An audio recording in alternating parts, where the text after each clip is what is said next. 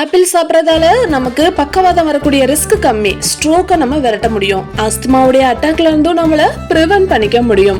Bad breadth issue இருக்கிறவங்க, அதாவது வாயில துர்நாற்றம் இருக்கிற பிரச்சனை இருக்கிறவங்க ஆப்பிள டெய்லி ஒன்று சாப்பிட்றது ரொம்ப நல்லது. டயபிட்டிக்ஸ் வரக்கூடிய ரிஸ்கையும் நம்ம கம்மி பண்ணிக்கலாம். கான்ஸ்டிபேஷன் இஷ்யூல இருந்து இந்த ஆப்பிள்ல இருக்கக்கூடிய ஃபைபர் நம்மளை காப்பாற்றும்.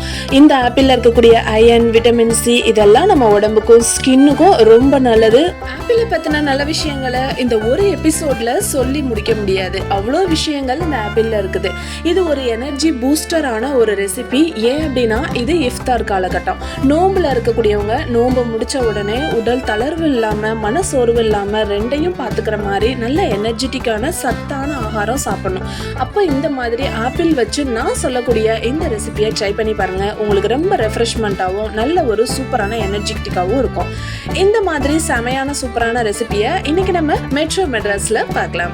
S, welcome back to metro Madras. இன்னைக்கு நம்ம பார்க்கக்கூடியது ஆப்பிள் ஜூஸ். ஆப்பிள் ஜூஸ்ல ரெண்டே விஷயம் நீங்க ஃபோக்கஸ் பண்ணியே ஆகணும். ஒன்று, ஆப்பிள் ஜூஸ் உடைய கலர் மாறிடவே கூடாது.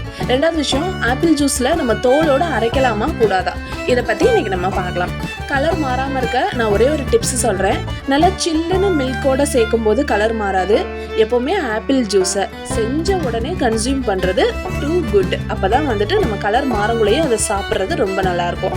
இல்லை அப்படின்னாக்கும் நமக்கு கொஞ்சம் கருத்து போயிடும். ஸோ கலர் ஃபேட் ஆனாவே கொஞ்சம் அட்ராக்ஷன் குறைஞ்சு குழந்தைங்கலாம் சாப்பிட்றதுக்கு யோசிப்பாங்க. இந்த மாதிரி டைசஸாக கட் பண்ணனா சென்டரில் இருக்கிற அந்த கோர் வந்து நம்ம ரிமூவ் பண்ணிடலாம்.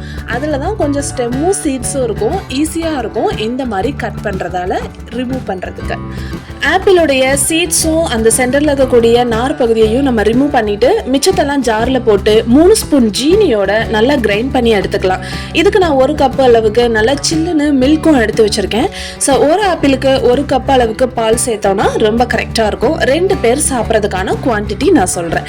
ஸோ இப்போ இந்த ஆப்பிளை தோலோட எப்படி சாப்பிட்றது அப்படின்னு பார்க்கலாம். ஆக்சுவலாக ஆப்பிள்ஸை நம்ம தோலோட சாப்பிட்றது ரொம்ப நல்லது. ஏன்னா அதோடைய ஸ்கின்ல நிறைய விட்டமின்ஸ் அண்ட் மினரல்ஸ் எல்லாம் இருக்குது. பட் இப்போ கமர்ஷியலாக கிடைக்கக்கூடிய ஆப்பிள்ஸில் நமக்கு நிறைய வேக்ஸ் இருக்கிறதால 100% அதை நம்ம கிளீன் பண்ணிட்டு சாப்பிட்றது சாத்தியமே இல்லை. அப்படியே நம்ம எடுத்தாலும் அதில் ஆப்பிள் மேலே ஒட்டியிருக்க ஸ்டிக்கர் இருக்கு பார்த்தீங்களா, அதுலேயுமே நிறைய க்ளூ இருக்கும். அதுவுமே வந்து அந்த ஆப்பிள் மேலே தான் இருக்கும். ஸோ நம்ம அதை கிளீன் பண்ணுறது கஷ்டன்றதால நம்ம டெஃபினட்டாக பீல் பண்ணிட்டு சாப்பிட்றது சேஃப் ஜோன். அதனால நம்ம ஆப்பிள்ஸை நம்ம எப்படி கன்சியூம் பண்ணுறோன்றதை விட நம்ம அதில் இருக்கக்கூடிய வேக்ஸை சாப்பிடாம இருக்கிறத ரொம்ப ஃபோக்கஸ்டாக பார்த்துக்கணும். இதனால நம்ம கேன்சர்ல இருந்து கூட நம்மளை ப்ரிவென்ட் பண்ணிக்க முடியும். ரொம்ப ஹெல்தியான டேஸ்டியான சில்லுன்னு ஆப்பிள் ஜூஸ் ரெடி ஆயிடுச்சு.